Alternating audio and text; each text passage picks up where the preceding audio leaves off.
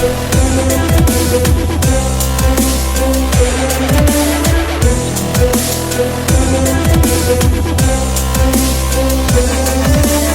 et bienvenue au Rendez-vous économique, l'émission qui donne la parole aux entrepreneurs et aux porteurs de projets. Nous sommes aujourd'hui au château de la Ferté à Valette et l'émission est réalisée sur le thème de la crise sanitaire, comment rester actif et rebondir en ces temps difficiles. Et pour pouvoir en parler, j'ai le plaisir de pouvoir échanger avec Frédéric Pau. Bonjour Frédéric. Bonjour Philippe. J'ai lancé mon activité d'ostéo-énergéticien en janvier 2020 avec un objectif d'intervenir principalement en entreprise. Donc autant dire que la crise sanitaire, le Covid, a fait que j'ai dû changer d'épaule, mon fusil d'épaule comme on dit, et j'ai pu me baser sur des notions que j'avais de mon ancienne entreprise, mon ancien métier, l'agilité. C'est-à-dire que j'avais prévu un certain business model et il a fallu que je change complètement puisque je ne pouvais plus faire 80% de mon chiffre d'affaires en entreprise mais me concentrer sur les particuliers. Donc en fait, ça m'a permis de me renouveler et de me remettre en question et de faire autrement le métier que j'avais prévu. Et ça a fonctionné justement ce nouveau modèle? Effectivement, ça a bien marché. Alors j'ai appris aussi à vraiment lâcher prise, qui était quelque chose que j'avais beaucoup de mal dans mon ancien métier. Donc le lâcher prise, c'est quelque chose que j'utilise tous les jours, que je me rends compte que je maîtrise ou je comprends et que j'utilise de mieux en mieux. Et j'en parle de plus en plus à mes clients qui viennent me voir. C'est quoi le lâcher prise? C'est accueillir ses émotions chaque jour.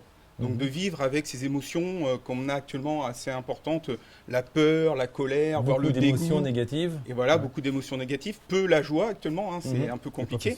Ça c'est une chose. Et l'autre chose, c'est de voir ce sur quoi je peux agir et ce sur quoi je n'ai aucun contrôle. Maintenant, je n'ai aucun contrôle sur la crise sanitaire, sur les confinements, sur les contraintes horaires qu'on me donne, sur le fait que je n'ai pas le droit d'aller en entreprise pour travailler. Ça, je n'ai pas le contrôle. Donc ça ne sert à rien de me concentrer là-dessus. Par contre, qu'est-ce que je peux faire moi en tant qu'individu, en tant qu'entrepreneur, pour pouvoir agir, avoir des actions, des engagements, des paroles, des pensées, pour pouvoir faire vivre mon activité. Et c'est ce que j'ai fait à partir du mois de novembre, en faisant une formation sur les réseaux sociaux, que je connaissais, en tout cas que j'avais l'impression de connaître, sur comment exploiter les réseaux sociaux. Et en fait, j'ai rencontré une personne, un formateur, qui m'a un peu bousculé, un peu mis dans mes retranchements. Et j'ai fait plein de choses grâce à lui en quelques semaines avec des vrais résultats. Typiquement, j'ai multiplié par 5 mes relations sur Facebook, ce qui a eu pour conséquence de multiplier par 2 mes rendez-vous en moins d'un mois. Avec des personnes qui viennent, qui ne me connaissent pas, qui viennent des fois de très loin. Donc moi, je suis basé à Valette et j'ai des personnes qui viennent, ils ont 45 minutes de route, ce que je n'aurais jamais imaginé il y a encore un an. Et des personnes finalement qui me trouvent soit sur Internet, soit sur les réseaux sociaux, LinkedIn ou Facebook. Pouvoir avancer, se renouveler et être en même temps un exemple pour les gens qui viennent franchir le pas de ton cabinet. Ostéo-énergéticien, qu'est-ce que tu leur apportes exactement?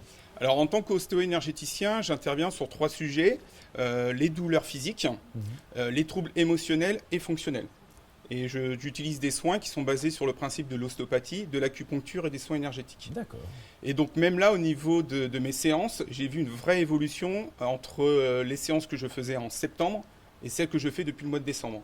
En septembre, 80% des gens qui venaient, c'était pour vraiment des douleurs physiques. Une douleur à l'épaule, une douleur au dos, vraiment exprimée. C'était la douleur physique qui les faisait venir. Depuis le mois de décembre, vraiment un vrai changement. Les personnes viennent pour des problématiques mentales, surcharge mentale et émotionnelle. Ils sont fatigués, épuisés, ils n'ont plus d'envie, ils n'ont plus rien envie de faire. Des choses toutes simples de la vie quotidienne. Et en fait, ils se prennent en main en disant ça ne va plus. Limite, je suis au bord de la dépression, il faut que je me reprenne en main pour faire quelque chose. D'accord, il faut déjà avoir conscience de cet état d'âme, venir te voir, et puis c'est là que toi tu peux les rebooster. Ça prend du temps, ça prend beaucoup de séances, ça peut se faire assez rapidement. Alors déjà, rien qu'au bout d'une première séance, les personnes voient les vrais résultats au bout de 2 ou 3 jours. Généralement, après la séance, ils se sentent complètement détendus, voire vidés.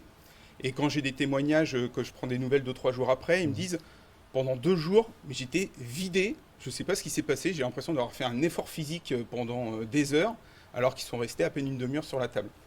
Et après, au bout des 2 jours, là, ils ressentent un regain d'énergie, et ils se ressentent boostés pendant plusieurs semaines. Mais comme je leur dis, moi j'interviens en tant que professionnel, mais aussi en tant que catalyseur, c'est-à-dire que je viens redynamiser ce qu'ils ont au fond d'eux, mais si eux-mêmes ils ne font pas non plus la démarche d'aller mieux et de suivre les quelques conseils, les quelques outils que je leur donne pendant la séance, le résultat ne sera pas aussi optimal. Et pour pouvoir bien repartir du bon pied, il faut aller voir Frédéric Pau. Frédéric, où est-ce qu'on te retrouve sur Internet? Alors sur les réseaux sociaux, sur Facebook et LinkedIn, et sinon sur mon site internet frédéric-pau.fr. Ok, c'est bien noté. Frédéric-po.fr. Merci beaucoup Frédéric. Merci Philippe.